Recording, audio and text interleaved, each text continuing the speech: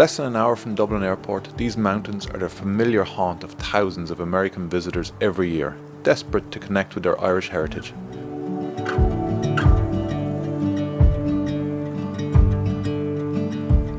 Today we are welcoming a different group of stateside tourists in the form of rifle, optics and ammunition, as we aim to see if they are as competent here as their forefathers. As Savage Rifles were kind enough to support us, they have sent me a 110 High Country in 270.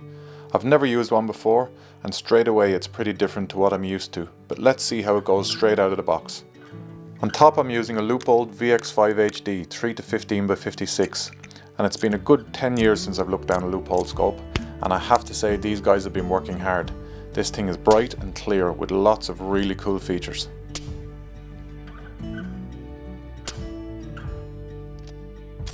Now that these two are best friends, let's take a look at what they've done. So after a quick bore sight and just getting our 0 out of 100, that's the first 3-shot group, and that is exceptional. It's just 2 in one hole and one slightly low, probably half-inch group, maybe slightly less, but for a rifle that has 8 or 10 rounds through it, that is really good. Gives me great confidence. Just going to bring it up, one click and right one click. And then the whole idea of this rifle, Savage has claimed that it's ideal for shooting at sort of 300 yards plus. So we're just going to put the details into the app. I'm going to wind the speed back slightly because we've got a 22-inch barrel. The speeds on the box of ammo was done with a 24-inch test barrel. So I'll probably wind the speed back about 200 foot per second and go straight out to 300 yards onto the gong and see if it works.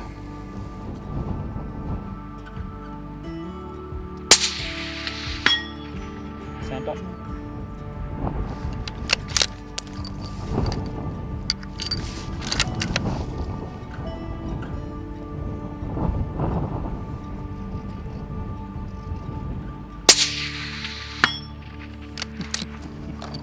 Well, as far as I'm concerned, you're not going to get much better than that straight out of the box in windy conditions. 3 shots there at 300 yards. It's dead straight line.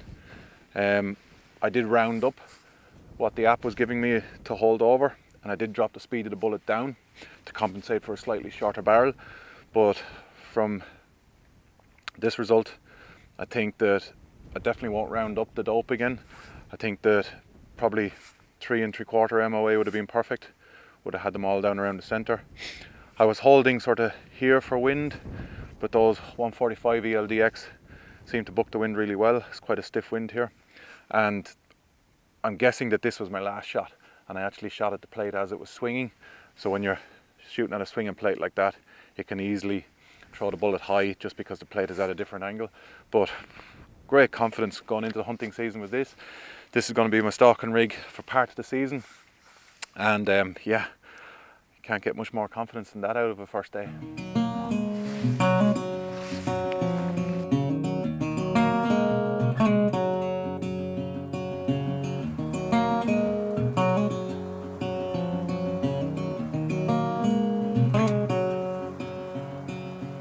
Sika are on the menu today, and these deer have called this area home since Lord Powerscourt introduced them in 1860, and they thrive in this mountainous and forested habitat.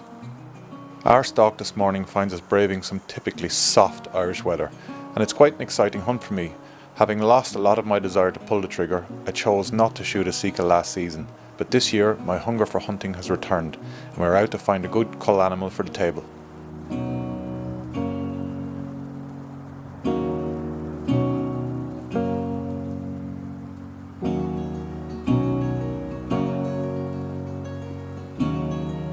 We are just catching the beginning of the rut and soon spy 2 young stags sizing each other up. In the coming days, these boys will be fighting for the attention of local females, but for now they are content with a display of antler waving and muscle flexing. Both show too much potential to be removed from the herd, so we watch their display of masculinity before moving on up the valley. Assessing the quality of young stags is complicated in Wicklow, as the diverse range of habitat means animals mature at very different rates depending on food and local genetics. A stag that would probably fit the cull plan in lowland areas would be given an extra couple of years to grow in this leaner environment.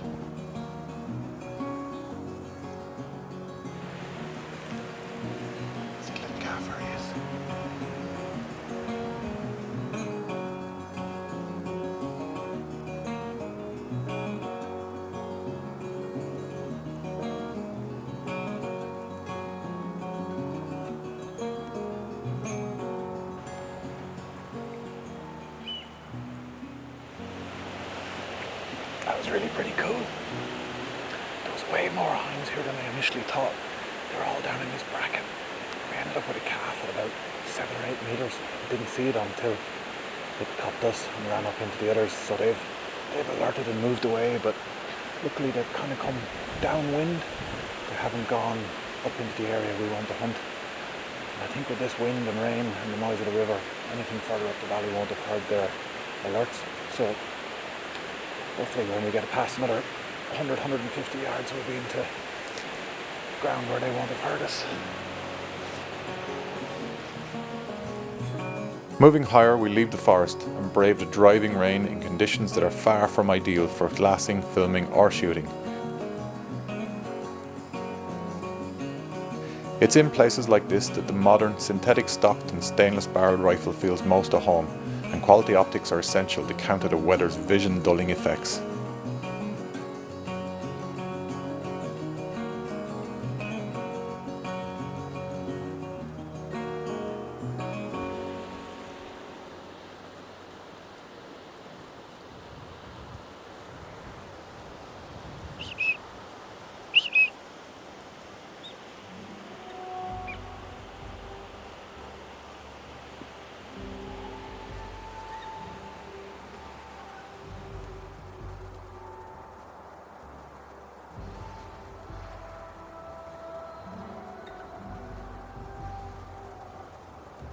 The deer we've spotted are a hind and pricket, and the young pretender has chased the female down the mountain and into our view. Poor quality antlers seal his fate, and I leave the cameraman behind and crawl into a safe shooting position.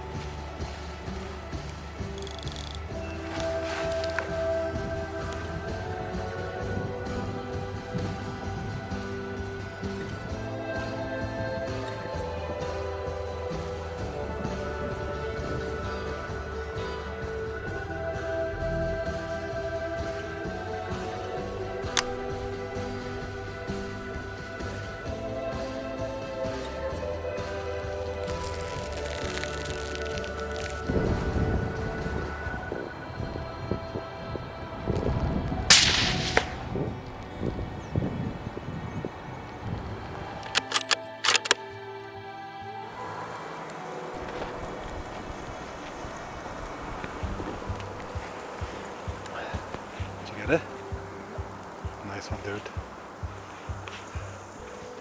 Well, that was quite exciting. Just coming through this bracken here and Will, the cameraman, actually spotted the deer. There was a pricket and a hind just up on this bank, and I just got into a position here and they were skylined and I had no shot, and then they just came down onto the bank nicely and I had no shot just with this scrub I had in front of me. So I just moved position slightly and they just came along the top.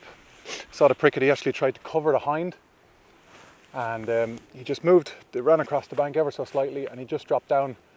I just had a lovely backstop and I could just see the tips of his antlers. He looks like he's maybe 3-4 inch of hard antler. And range was, it was quite a distance in this wind. It was 240 yards I ranged at. So just dialed on, held on the shoulder, and down he went straight away. I didn't want to go behind the shoulder. I didn't want him to maybe run and go down into this bracken area. I don't have a dog with me, so just needed him to go down on the spot. So just front of the shoulder, and he's gone straight down. But off the mark for this year. First kill with the new rig as well. Worked really well.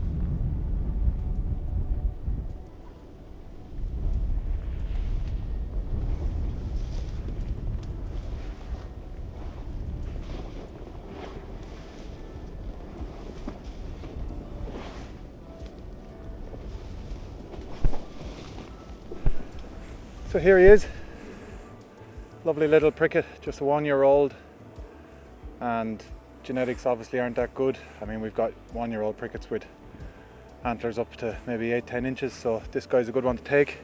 There's the shot placement there, base of the neck. Very strong wind today, probably gusting to 15-20 mile an hour, so wind took the bullet slightly forward, but I was aiming front of shoulder anyway. Puts them straight down on the spot, easier to find without a dog, and not so much meat damage. This will have just taken out maybe the bare front of the shoulder and taken the neck out. But beautiful little animal, my first one of the season, and going to be some really tasty venison from this guy. To find out more about Savage rifles, go to savagearms.com. For Leupold Optics, go to leupold.com, and for Hornady ammunition, go to hornady.com.